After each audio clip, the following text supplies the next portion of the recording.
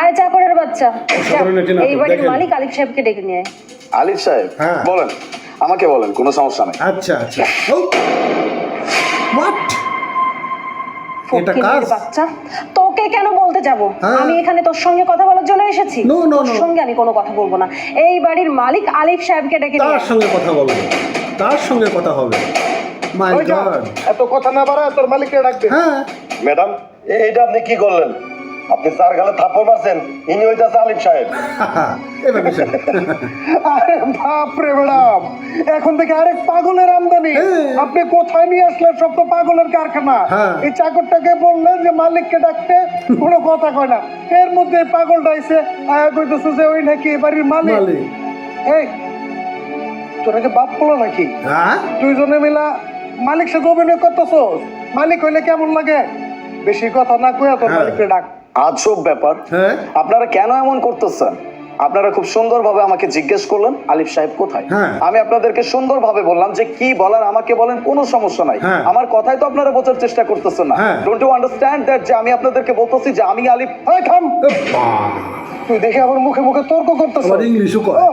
চাকর হয়ে আবার মাঝে মাঝে ইংলিশও কয়। পুরো 5 পর্যন্ত পড়ছস, কইরা বাপে পুতে এই বাড়িতে কাম করস, চাকরের মুখে আবার ইংলিশ।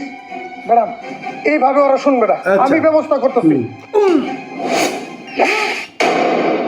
ফকিন্নির বাচ্চা, এতক্ষণ যাবত আমি চুপ করেছিলাম কারণ তোর সাথে কথা বলার আমার কোনো ইচ্ছা ছিল না, কারণ তোর লেভেলটা আর আমার লেভেলটা সমান না। তোর সঙ্গে কথা বলে আমি আমার এই মূল্যবান সময় নষ্ট করতে চাইনি, কিন্তু তুই আমাকে চুপ করে থাকতে দিলি না। তোর এত বড় সাহস, তুই আমার চোখের সামনে আমার স্টাফের গায়ে হাত তুলিস। তোর একটা ব্যবস্থা আমি করছি। একবার আলিফ সাহেবের সাথে দেখা করে তারপর তোর ব্যবস্থা কিভাবে করতে হয় সেটা আমি দেখছি। যা আলিফ সাহেবকে ডেকে নিয়ে আয়। আলিফ সাহেবকে ডাকবে মানে? আলিফ সাহেব তো এখানে দাঁড়িয়ে আছে আপনাদের সামনে, আবার কোন আলিফকে ডাকতে বলছেন? ম্যাম, আমি আপনার কথার মানে বুঝতে পারিনি, যদি একটু বুঝিয়ে বলতেন। কি বুঝিয়ে বলবো? এটাই তো আমার ছেলে আলিফ সাহেব, যে কিনা এই কোম্পানির মালিক, এই বাড়ির মালিক। থাক মা, ওনাদের হয়তো বুঝতে একটু কষ্ট হচ্ছে। লেট মি ক্লিয়ার, আমি বুঝিয়ে বলতেছি। আচ্ছা, আমার মা যা বলছে একদম ঠিক কথা বলছে। আমি আলিফ সাহেব, আপনারা যেই কোম্পানির সাথে ডিল করতে আসছেন সেই কোম্পানির একমাত্র তত্ত্বাবধায়ক। এই কোম্পানি আমাদের বাড়ি গাড়ি সম্পত্তি সবকিছুর মালিক হচ্ছে আমার মা। আমি সবকিছু তত্ত্বাবধান করি। আমার সাথে মিটিং করে তারপরে আমার মায়ের কাছ থেকে সাইন নিয়ে যে কোনো ডিল পাস করতে হবে। এই জন্য আজকে মা আপনাদেরকে আমাদের বাড়িতে আসতে বলছিল, কিন্তু আপনাদেরকে যখন আমি বলতে যাচ্ছি যে আমার পরিচয়টা কি, তার আগে আপনারা আমার সাথে মিসবিহেভ করলেন, আমার গায়ে পর্যন্ত হাত তুললেন। শেষমেশ আমি সহ্য করতে না পেরে আপনার স্টাফের গায়ে হাত তুলতে বাধ্য হয়েছি। কেন? একটা মানুষের পোশাক দেখে তাকে কেন বিচার করবেন? আমি এখানে কাজ করতেছি, তার মানে কি এই যে আমি এই বাড়ির চাকর? হতে পারে এটা। বাড়ির লোকজন কি বাড়ির কাজকর্ম করতে পারে না?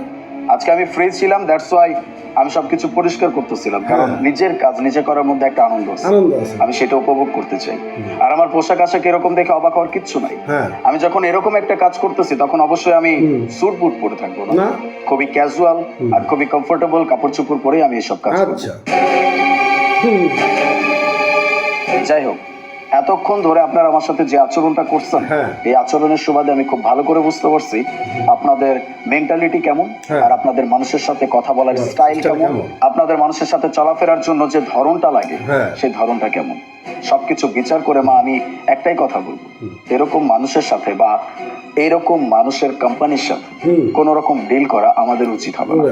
Sir, ma'am, I am really sorry, আমি আসলে বুঝতে পারিনি উনি আলিফ সাহেব হবেন। আসলে ওনার গেট আপটা এমন ভাবে ছিল, আমি মনে করেছি যে এবারই চাকর বাকর হবে, আর এর জন্যই খারাপ ব্যবহার করে ফেলেছি। ম্যাম প্লিজ, এই ব্যবহারের জন্য আপনি আমার ডিলটা ক্যান্সেল করবেন না। Really sorry ma'am. মাফ করব তোমাকে? না, আমার কাছে তো তুমি কোনো অন্যায় করনি, অন্যায় করেছো আমার ছেলের সাথে। সে যদি তোমাকে মাফ করে আমার কিছু করার নেই। আর ডিলের ব্যাপারে কথা বলছো, সেটাও পুরোটাই আমার ছেলের উপরে। সে যদি তোমাদের সাথে ডিল করতে চায় করতে পারে, না করলে আমার কিছু করার নেই।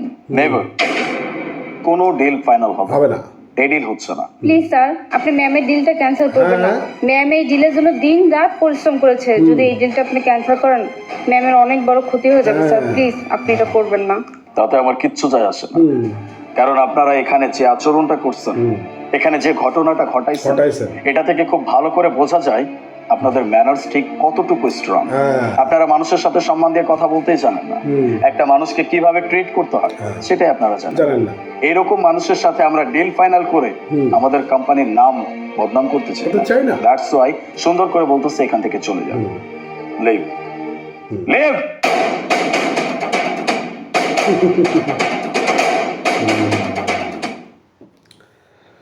তো নাটকটি আপনাদের কেমন লাগলো একটু কমেন্ট করে জানাবেন।